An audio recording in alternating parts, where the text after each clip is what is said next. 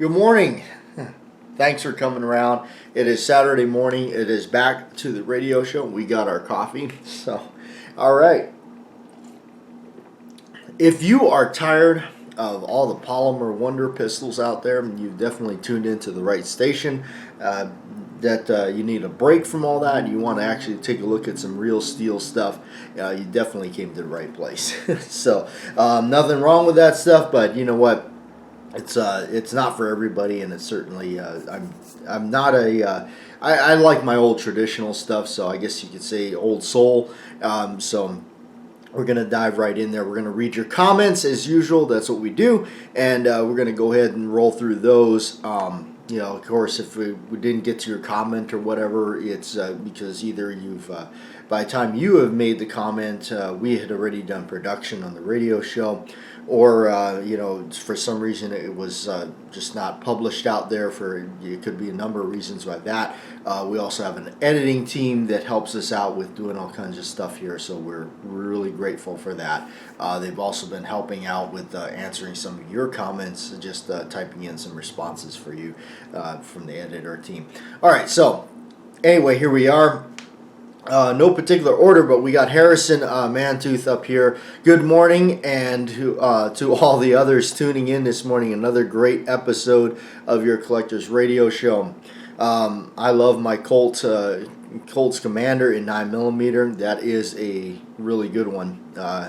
That's a nice one in 9mm. It is one sweet shooting handgun. I do miss my Colt, the government model in 45 ACP. Sadly, it was stolen in home burglary.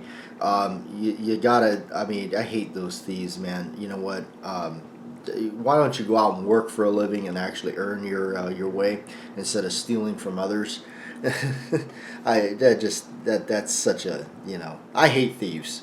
All right. I look forward to each episode you upload for us. Seems like I keep learning each time I visit your channel. Stay safe and cool, and keep your powder dry. Yes, it is actually starting to get humid out here, so we're hoping for a little bit of rain to help cool the summer off a little bit. Of course, the humidity will come up, but you know what? That's just honestly, I'd rather see the rain and all that. Just kind of break up the monotony of this,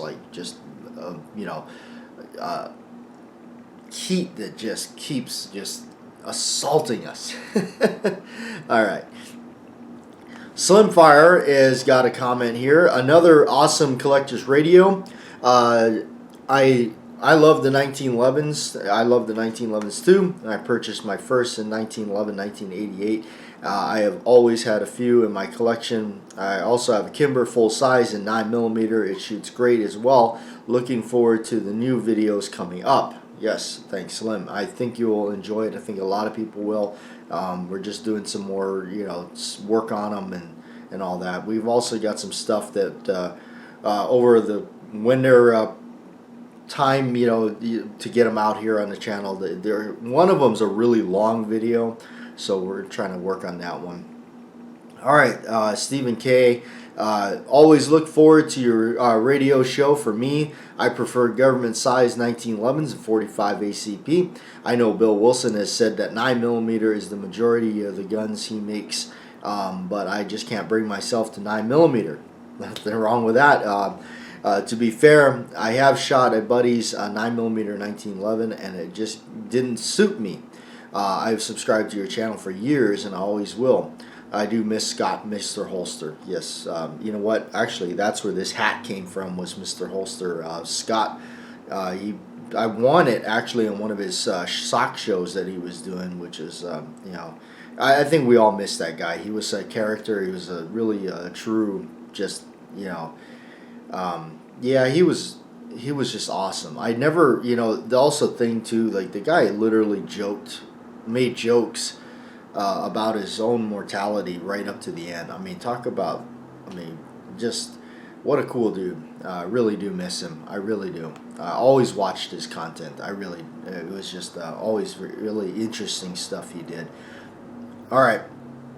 I'm sorry with I don't know what has been going on, but it's on multiple computers that your username has got all this stuff attached to it now. I don't know why they're what's going on with that.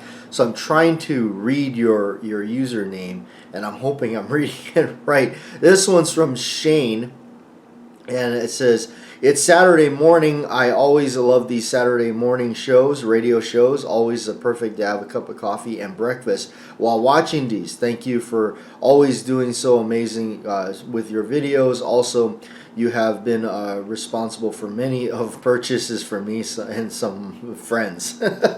Well, I'm glad to have been able to bring some stuff to you, and hopefully you're not getting in trouble spending all you're thinning down your wallet. As there's been other channels that have done the same for me.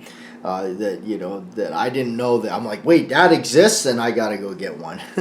I do have a question. What's your thoughts on the Korth or Mandarin revolvers? I have had some experience with the Mandarin ones. If I recall right, those are pretty close to some of the Colts, I think. We did do a video on a Marusian or something. It's a Japanese one, I believe, that we did one. And it was exactly like a Colt, like very similar to a Colt official police. Do you like the Western European guns such as the P210 or the HKP7 types? They're almost like alternative universe of guns to our Smith & Wessons and 1911s. Anyway, you're an awesome man. Thank you. I appreciate that. No, I haven't had. I really haven't had too much interest in the European stuff. I guess you could say I'm a pretty American, apple pie, baseball, hot dogs kind of guy. My grandfather fought in World War II. And he carried it, he was 1911, M1 Garand, that kind of deal. I've just always loved the classic stuff like that. And mainly it's just like, when you grow up watching Dirty Harry and John Wayne films, that I guess that may have had a big part of it. But no, if I do have to say something about one of those guns, the P7, the grip squeezer one, I know those are quite collectible, and they go for a serious amount of money for what it is, really. I think Hans Gruber in Die Hard carried one of those. But the P210, I have tinkered around. I've checked those out before because that's a really smooth, slick 9mm. But as far as European guns, the only one that I really had an extreme fascination with was obviously the Walther PPK because of 007. And then the P99 was definitely interesting. And of course, the Glock is a European gun, as everybody knows. Those things are so, just such little parts in it and how it works so well. So I would say if I was going to say anything about the Polymer Wonder kind of guns, that would be I think everybody knows and pretty, am a fan of them. I do like them because I like the simplicity. And of course, they're in all kinds of films. So, all right. Let's see. We got another one here. One more question from Shane. Would you ever consider making a cleaning video?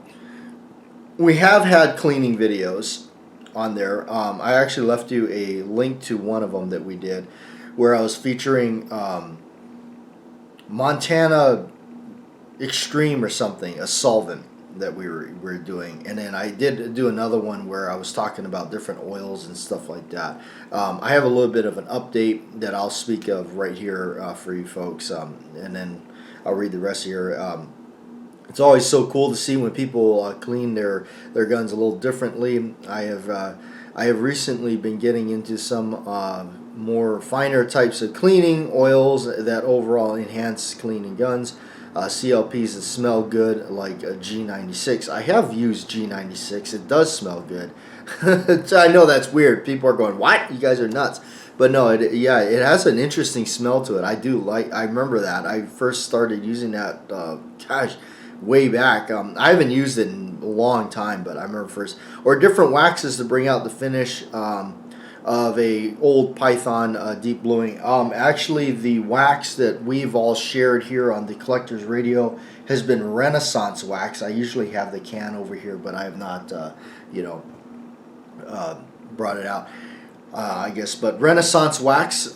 We actually I learned about that through one of the people that were chiming in on that, and then I picked up a can of it. It's kind of expensive for what you're getting, but you use just a little bit. I've still got mine. I've used it a lot, but no, that works pretty good. Also, different things, different applications.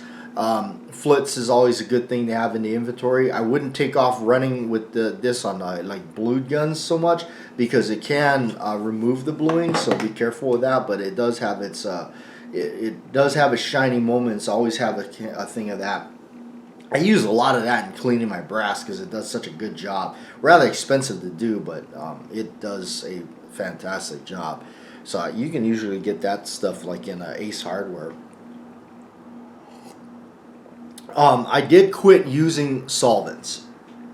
I strictly pretty much just hose my stuff down in Ballistol for a number of reasons. And I don't get paid by Ballistol. I don't, anything like that. But when I lived on the island, the humidity and everything and the salt air and everything is like it's so it just permeates everything and everything rusts. So when I started, and I mean, I've used all kinds of different oils, and I always seem to battle rust. When I got a hold of Ballistol, a subscriber sent it to me. Bob Hartman sent it to me. Great guy. Sent me a bottle of it. I started using it, and then that was it. It was like, whoa. I love the fact that I had no more rust issues, and it does something. I mean, call me crazy, which a lot of people know that anyway, but it does something to the metal. Over the course of time of continuing to use it, I feel it has done something to the metal. It almost feels like a really well used cast iron skillet to me. So, and also it doesn't bother your hands. I started developing really bad solvents and stuff were eating up my fingers and stuff because I was always in the shop. Working in shops, always messing with stuff, taking stuff apart, cleaning stuff. I was using all kinds of things, Hoppy's number 9, you name it, any kind of solvents. I did pick up that Montana Extreme, started using that. Now, when the barrels really let it up, I'll put some gloves on and run that stuff. But I kind of shied away from solvents mainly because of the toxicity of it. This stuff is, bottom line, it's cancerous. The stuff is just like, it's nasty. My dad years ago, he was a journeyman painter. He told me this story of this guy that used to, at the end of the day, would wash his hands in like paint thinner and lacquer thinner and stuff to get the paint off of his hands. Well, things absorb into your body by your skin and stuff. And so my dad ultimately said to me that ultimately that guy died. One day the guy wasn't feeling good, went to a doctor, and the guy had like serious like stage 4 cancer, and the doc said like, look, it's all over your body, like you're not gonna make it. And that fella like died like literally 2 weeks later or something. So I try to take care of myself. Obviously, you know what. I'm a big fan of the food that tastes bad because it's, of course, awful for you. So I don't need any help, poisoning myself. And of course, I spent many years working at a gun range, and of course, the lead exposure and all that. So I have tried to now come down to where I don't use solvents. If I do use solvents, I make sure I glove up, which is very rarely. I don't use solvents on my own guns anymore. Like I said, on a rare occasion, I will use that Montana Extreme stuff to get the leading out of the barrel. But I've since now made a choice to stop actually shooting lead rounds, so much of it, especially through my 9mm, and start to move more towards just jacketed stuff, paying a little bit extra money to get it. Mainly because what I experienced was through now I experienced this mostly through a higher end custom gun. I noticed that with these, it could have been a number of things. It could have been the chamber getting extremely dirty, or the just the it not being uniform, or it just being the fact that it's lead, and maybe the outsides of the round feels like a moon crater or whatever. I don't know, but I did have some chambering issues with these, which I never had before. Not so much, but with a custom gun, I did notice that. So I don't know. So I kind of switched from that, and I've been using some of the other stuff. I know with the copper jacketed stuff, you're going to get copper fouling and stuff eventually, so you're going to need to eventually run a copper like solvent down it. So I'm not saying I've ruled out solvents completely. I'm never going to use solvents again. I just very little of it, and if I do, I try to make sure it's very controlled or whatnot. So. I think Hoppies makes a copper solvent called bench rest or something. So we roll with that. But anyway, not to get too off topic there, or dive too far into something like that. But yeah, that's where I'm at. All right, style.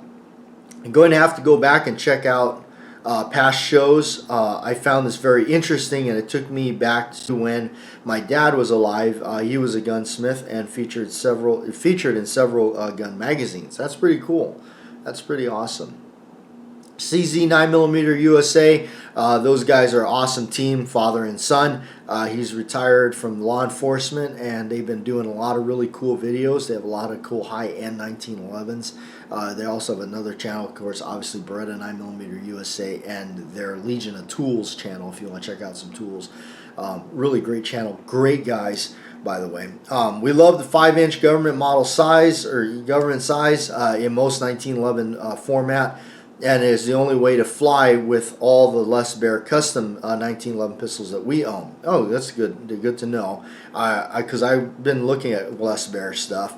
I love seeing your 1911 collection, and I need mine to say ex-operator or retired operator. That's awesome, And that's another reason I love these guys. That they got a sense of humor. Great channel. Great guys over there. My fellow lefty, his son, he's a left-handed shooter just like me, so that's our thing, But another good. I wanted to make this since we're doing some talking about other channels. My good buddy, the gun enthusiast. He's I believe he's from out of Texas there. He started up when I started up making channel YouTube videos, and he slowed down quite a bit, but he's starting to kick back up with shorts. Let's go over there and subscribe to his channel and tell him, hey, we need to see full videos of yours and start getting back into the groove, since you've already teased us now with the shorts. Great guy, wonderful dude. I hope he starts making some more videos. I mean, I take whatever we can get. I'm just glad to see him up around and publishing shorts at least. But let's see some full-size videos from him. Would be awesome. Really good guy, really good channel. He's got a great sense of humor. Another one that's really awesome out there. So, the gun enthusiast. Come on, brother. I know you're watching. I hope you get back into the role of things, but I know it is time consuming to do this. It really is. So it takes some effort. Excuse me. All right. Danger Man. I like your comment about knowing where to find what you're looking for. Yeah.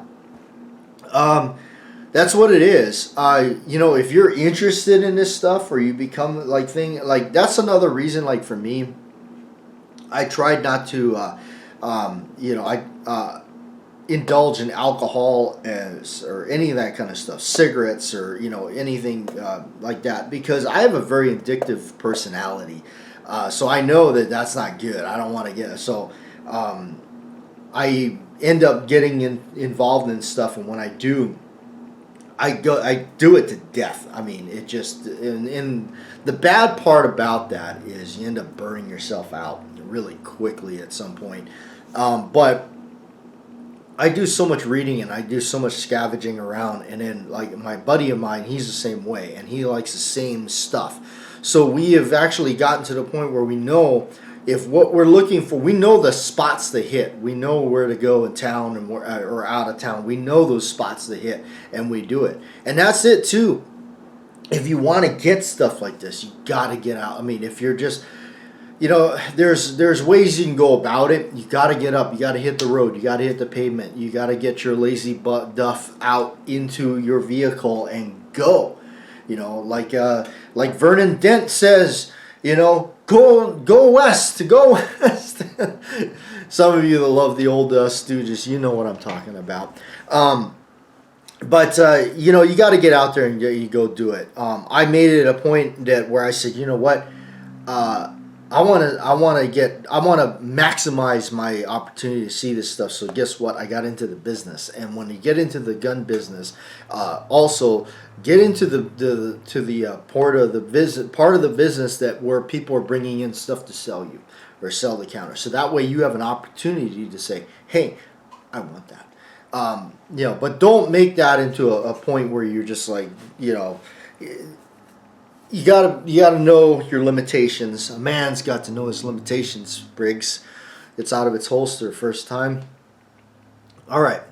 But yeah, that's what about, knowing where to look for certain stuff. Like I know, like, hey, look, if I want 3840 brass or reloading stuff for it, I know where to go. It's just there's certain places, and you can tell too if you're a hand loader and you go into some place and they sell reloading equipment. You can tell right away when you see them stocking their stuff, this person hand loads. So all right, that's where I'm at now. I have 3 revolvers that I got recently, and I haven't fired yet, and I'm trying not to get another one until I have some range time with them. The problem is this hobby is that the next one keeps appearing and it's hard to stop. Yes, no 12-step program for this. No, that's my problem too. Is like I don't want to it's like I don't want to see. All right, I don't want to see another one that I might like. So. All right, Scrappy. I know you. Scrappy. Wow, I haven't seen you around for a while. You've been in and out. I remember when I first started, you were up there, taking me way back. I carried a Colt lightweight Commander. Unfortunately, it sounds like you had to use a revolver in the worst case scenario there. So I'm sorry to hear that. All right, Jerry Johnson. Beautiful Springfield 1911 Commander. Yes, that Springfield Ronin. In 9mm is, great gun. That's one of my favorites. That is my favorite blaster. Of course, I have done a lot of changes to mine. So you just bear in mind if you do go get it. It's not gonna, I've done a lot to it that made it different. Including one of the things I did install a Wilson Combat tooled steel. Machined hammer, retro Commander size hammer on it. So, all right, Crazy Scotsman, another great channel. Go and check him out. 9mm in 1911 has become extremely popular. Many purists get very upset over it. I do agree. I was once like that until I tried it and I said, wait, this is actually for what I want to do at the range. This is great. And cost of the ammo, I can almost shoot 2 to 1. I can almost shoot 2 rounds of the 9 compared to the 1 of the 45 auto. However, my thoughts are simply, it is a tried and true proven platform and only makes sense to expand caliber assortment. Yep, absolutely. All right, Warren.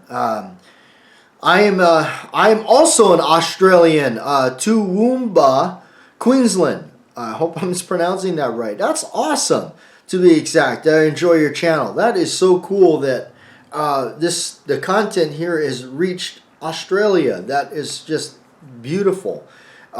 Your women are beautiful too.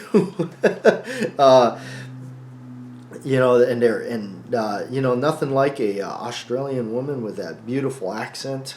I gotta love that.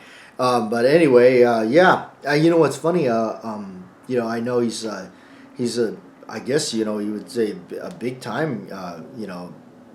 Used to be, I guess, or I mean, to me, still is awesome. Is Paul Hogan? I mean, I grew up with Crocodile Dundee. Lightning Jack Kane was one of my favorite westerns growing up. I would rent that tape from the store so many times. So beautiful. I'd love to come out to Australia. I love the kangaroos. All right, Sean Lee. Good morning. Thanks for sharing. You're welcome, Sean. And hey, Joe P. Swig of coffee for Joe. Did I hear somebody say hangout bid? They still don't sell Devil's Cut around here, but I do have plenty of Gentleman's Jack and some good cigars on hand. I am ready. Yeah, well, that's too bad. No Devil's Cut out there. Devil's Cut, definitely a that was speaking of alcohol but yeah, again, I've been staying away from a lot of that.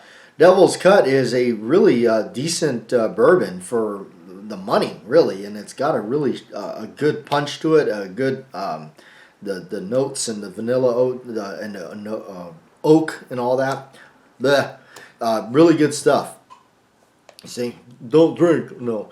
But no, it's if we can get the old Coatsler out on an airplane and out here for a quick visit, I told him we need to do that. He is still around. I do talk to him every once in a great while. I do talk to the guy, and I've been trying to, and he's just one of those guys that he doesn't leave the island. So we'll get him out here for a visit. It might change everything, right? All right, Jeffrey Richardson. Sorry, no coffee. I had to work today. Work? Nobody likes to work. Actually, we that's the reality of things. We can only hope that we get a job that we actually have fun at, and then it's not so much work, is it? But you also got to make the ultimate to do that and get paid well. So there you go. There's that too. All right, 45 ACP. It's Saturday morning. It is. All right. Or you could be tuning in on a different morning. All right, Tom Riddle. Good morning, everyone. And yes, everybody is chimed in there. We got 3 replies to that. Good morning to you, too, and have a great day. Good morning to you, too. Have a great day, too. And then we got a response to 2, and 2. All right, and the real Cobra Burnout says hello there. Cobra Burnout, the real Cobra Burnout. I still think that guy made some of the coolest videos on unboxing stuff from Bud K that I've ever seen. Those videos are gold. They're awesome stuff. If you ever get time, go to Cobra Burnout's channel and check out those unbagging videos of the Bud K grab bags where you pay X amount of money and then get it. His commentary throughout that is just great guy. So, all right, what we brought out on the table to talk about is the Colt Gold Cup 1911. This is a Mark IV Series 70. The national match, pretty much. This is their 1911 that they. You could almost say this is one of the first entries for Colt that they kind of offered something that was pretty decked out. They started doing some real changes to their 1911 lineup. Still keeping with the basic grip safety, the old government style grip safety, which is fine. This one here is not bad on the when you depress the grip safety, the fit to the frame. This is actually not bad at all. I do know this gun is vintage 1970s, I think in the 76, 77. But yeah, that's not bad in comparison to the government model, where it's actually got quite of a sharp edge on the back here. So whenever I shoot this gun, I definitely get those 2 red lines right there, and that's caused by the frame protrusion right there on the top here where it sticks out, because the grip safety, when it's depressed, it goes further in than the frame, and the frame is protruding, and it does have quite a sharp edge on it. So, but that's just that. It's an old classic. I love it. But this is where they kind of did some changes. Series 70, so it doesn't have any of the firing pin system in it, and it does have its collet barrel bushing. You can always tell that by see the wear on the muzzle or on the barrel there. You can see it where it kind of, the fingers are cut into the barrel. Yes, I shoot it. I've shot this quite a bit at one time. When I got it, I was shooting the Gold Cup quite a lot.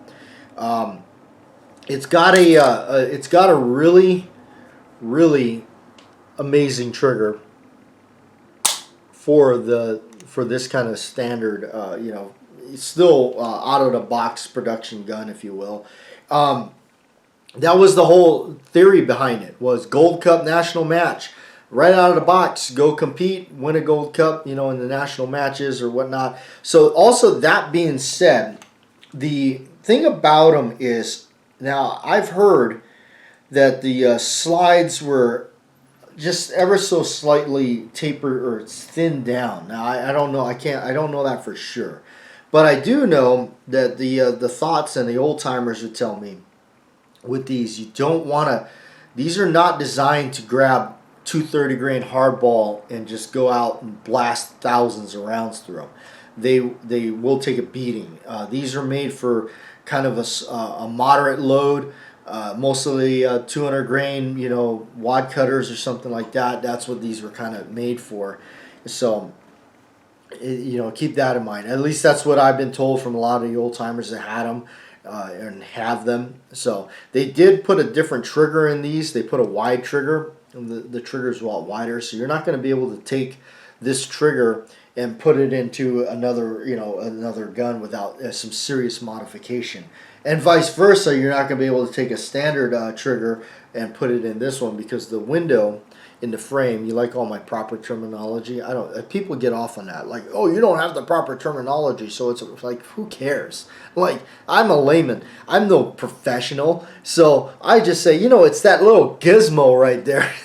So anyway, but yeah, when it protrudes through the frame there, it's the window is it's more narrow or more wider on this than the standard one where it's narrow down. So, and then this is also the first time where the barrel hood, where they've actually made it streamlined, the barrel hood lockup area here, where it matches. They narrowed it down to the skinnier hood where it matches with the flat top on it right there. That's when they started doing that. Because if you actually look at the, I don't know how well you'll be able to tell, but if you look at the old government model, we'll have that one right here, and then the Gold Cup, you look on the bottom there where it locks up, it's slightly thinner on the Gold Cup, and it's wider on the older ones. So you couldn't exactly, you know, take the barrel and swap them easily, from what I understand, without, again, some serious, like, you know, alterations and things like that. So this one here has the original Ellison sight, which is pinned right here. It's got the adjustable rear. And then, of course, it's got like a hook style front sight, and I do love the flat top. It protrudes. It's like it's got a. You can see the profile is a slight. It's lifted. It's definitely on there. It almost seems like they probably took the idea. I don't know who came first. I'm not like a serious like Mr. Wikipedia on it, but Jim Clark was doing things like that where they were putting the bars on the top, I believe, and putting the sights on it. So maybe this is kind of I don't know, maybe it was, I don't know who was doing what first, but that's kind of what I think of when I see this, because it is like an extra piece of metal, like they just laid something on top of that and then put the sights on it. So the downfall with the Ellison sights, or at least these old vintage one, is this pin that holds the sight in, that pin drifts out. So if you got one of these older ones, be careful of that. Check on that pin, because that pin tends to drift out.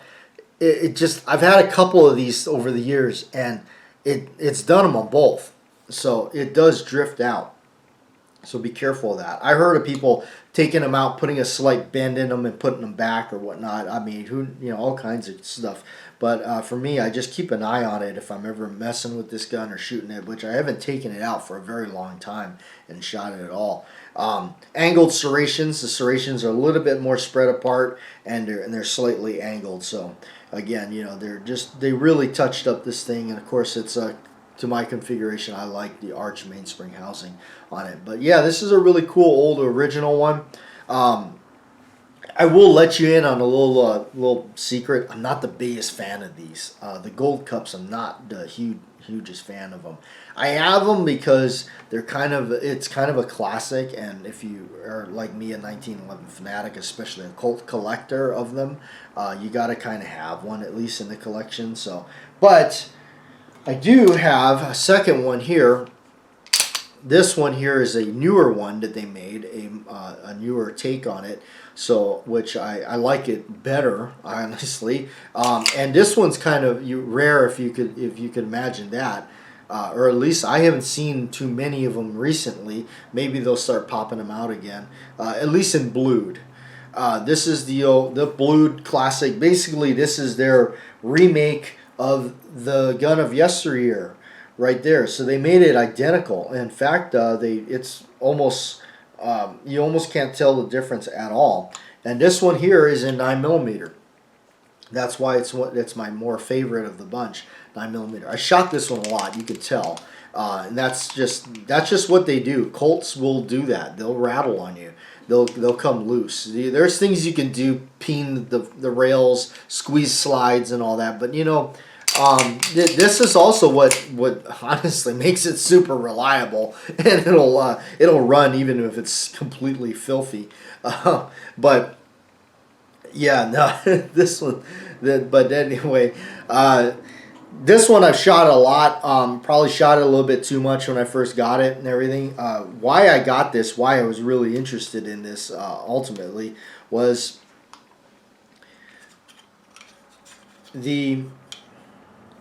I'm going to show you the grips, and many of you are going to know, or many of you won't know. Yeah, right there, because of that movie, and that's what he carries with those. This is what he carries in it with those grips on it, and I'm talking about what? Cobra, 1986, Sylvester Stallone, great movie, and that's why this is what he got. He's got a Colt Gold Cup. In 9mm conversion unit, because I think back in when they did that movie, they weren't making them in 9mm, so they kind of had a custom made gun, which doesn't surprise me because Sly is really that's what he does. He always has custom stuff, or definitely cut above. So if you see him rocking something, even a watch or something like that, or you can pretty much guess it was totally customed out, not something you can just run in the mill. So, but yeah, no, I'm kind of a fan of this one. I do like it. They don't feature that Ellison sight. It's just like a dovetail almost Bomar cut. But it is their sight. It's got their logo on it, at least their ponies on it, and that's the other thing with this. They totally dressed it out. The roll marks and everything are beautiful on them.